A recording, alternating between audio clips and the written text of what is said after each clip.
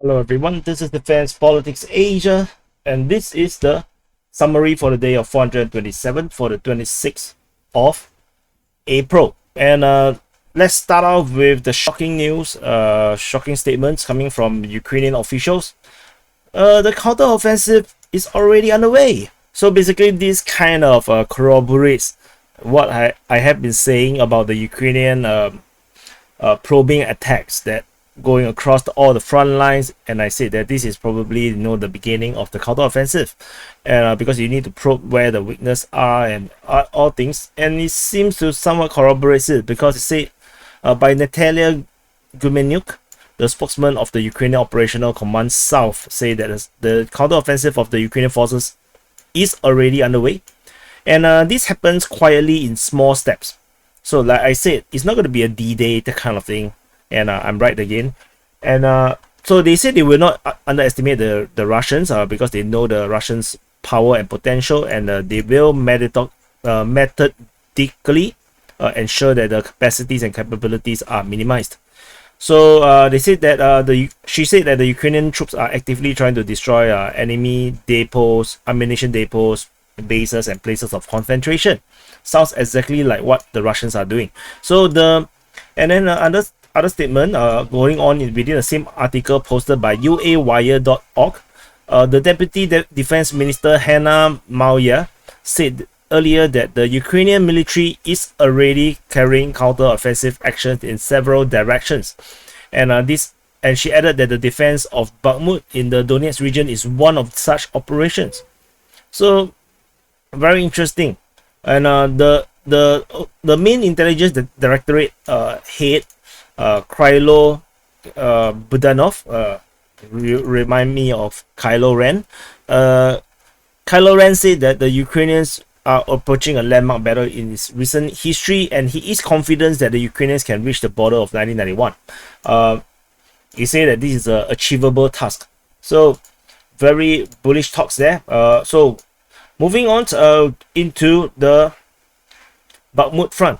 So at the Bakhmut Front, this is where the biggest action is, just as the Ukrainians say. But you can sorry.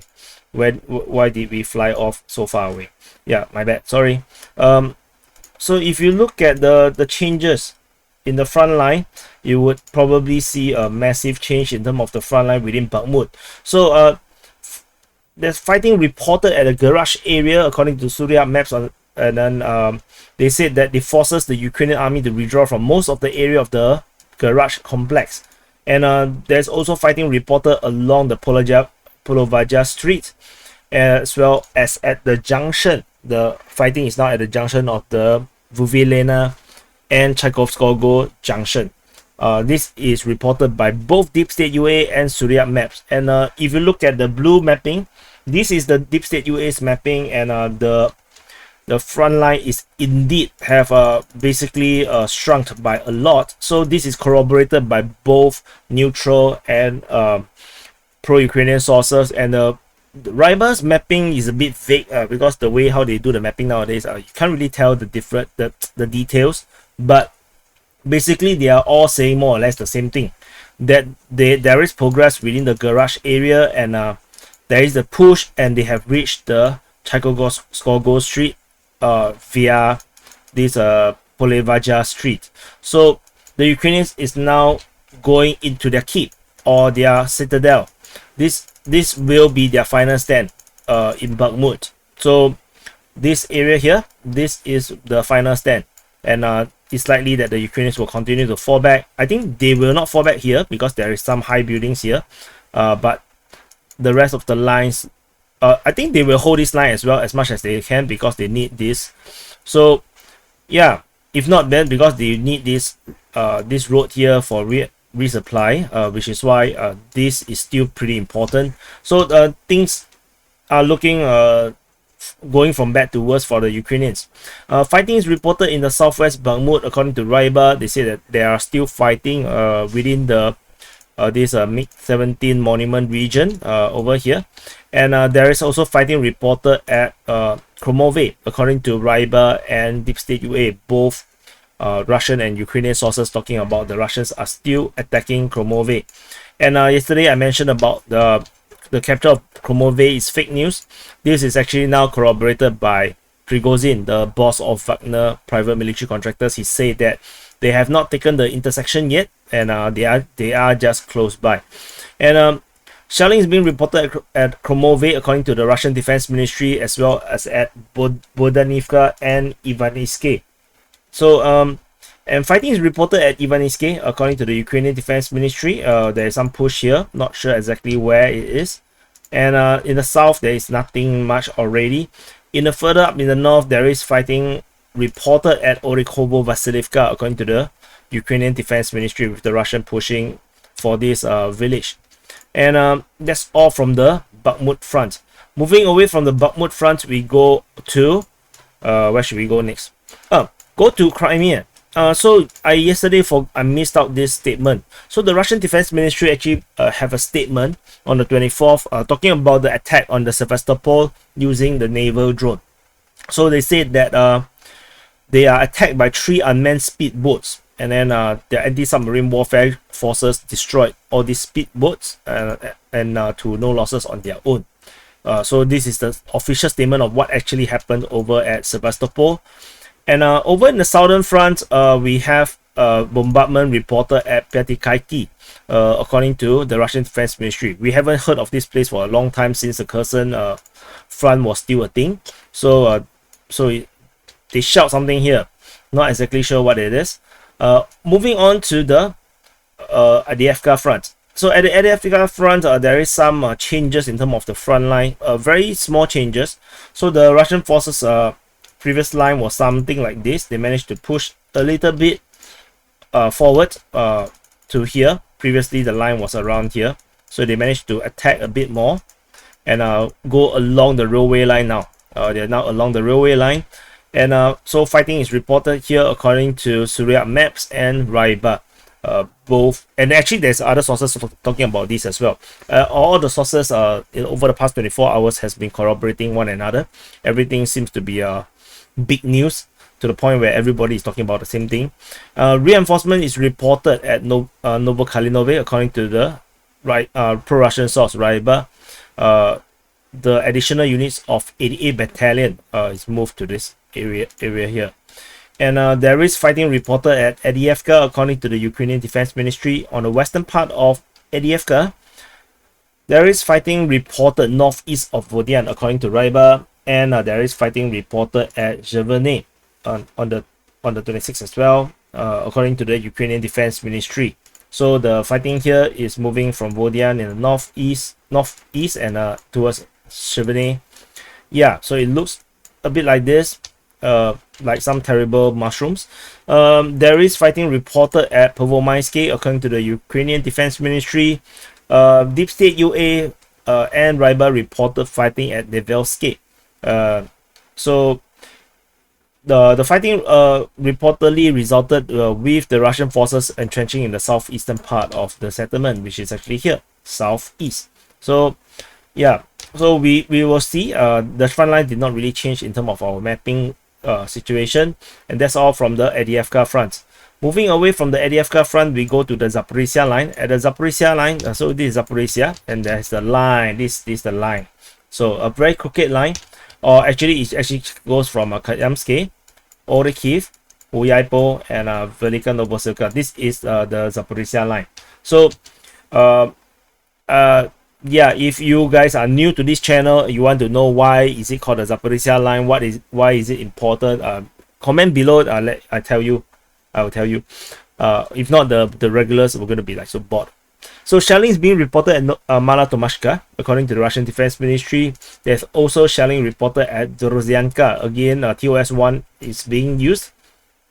And reinforcement has been reported within the Velika Novosilka north of this Zaporizhzhia line, with reinforcement reported at Novokrychorivka, Novopil, as well as at Bulatske. So this 3 locations see Ukrainian reinforcement arriving here, and this comes on top of the information that we gotten of the reinforcement arriving at the north of Orikhiv. something is brewing for sure. And I'm quite sure that it is not salt tea, because nobody drink tea with salt. And moving on to the Donetsk Front. At the Donetsk Front, we have at Voleda region, interestingly, the Russians have launched a new offensive operation in this area here.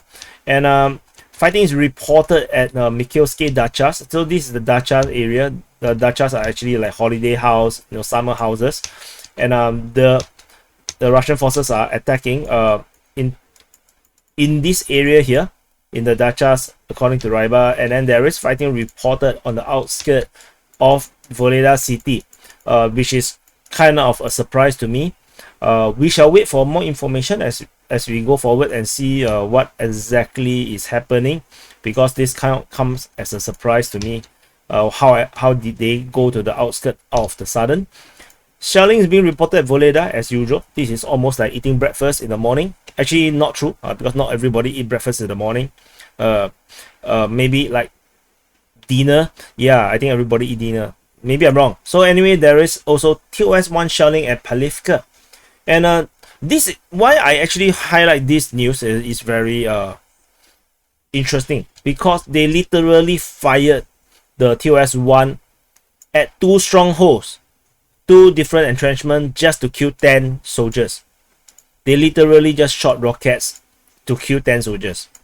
So I thought this is quite scary. So this is why I actually especially talk about this. The Ukrainians, however, are attacking in their own area. They are attacking towards Solotki as well as at Shevchenko. So this is reported by the Russian Defense Ministry. So Slatkoye and Shevchenko, NGF Shevchenko.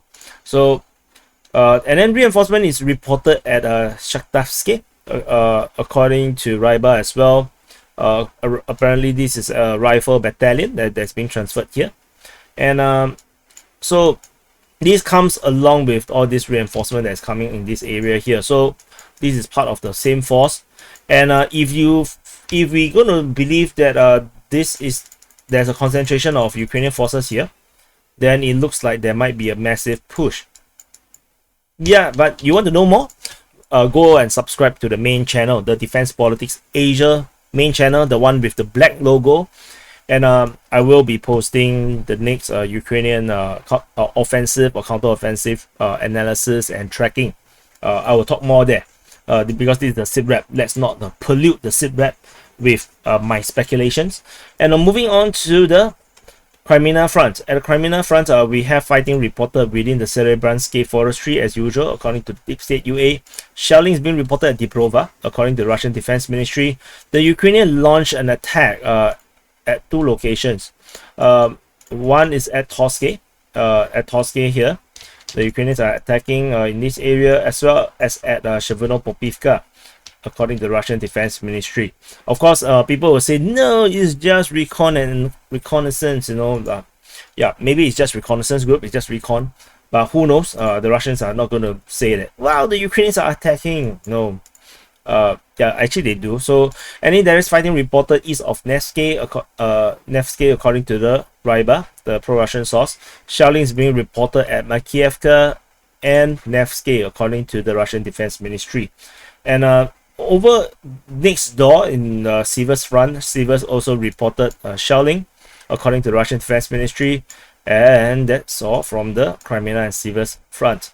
And moving on to the Kupyansk and Svatove Front. So from the Svatove Front, we have the Ukrainian action reported at Novoselivsky and Kreminna. Information is coming from the Russian Defense Ministry.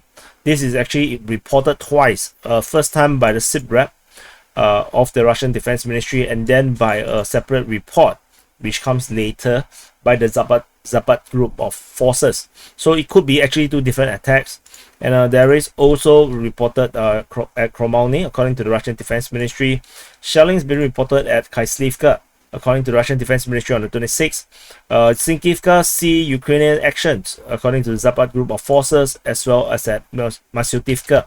So in this area, you can see the Ukrainians are trying to do their own little pincer attack around Liman Pershi. They are attacking at Mersetivka and Sinkivka, and if they can break through the forest, they'll be able to encircle the Russian forces in this area at Liman Pershi. But of course, this is not computer game. You are not going to progress 3 kilometers, 4 kilometers in one day. I don't think this is going to happen. And so at Voreshna, there is shelling being reported at the Russian by the Russian Defense Ministry, and yeah, and then further up north there is shelling reported at Kayamka. So according to the Russian Defense Ministry as well, which means that there is some Ukrainian troops in this area that warrants some action against. So yeah, a lot of all these shellings does shows that there might be some suspicious activities around this area here. And that's all from the Kupyansk and Svatove front. So for those that do not know, Kupyansk and Svatove, this is the two places. And I think I covered everything. So anyway, do press the subscribe button. And if you want this map, to access this map, do subscribe and become a DPA Army officer at Patreon. And press the like button as usual. And slap yourself. Actually, no need, don't do that. And I'll see you in the next update.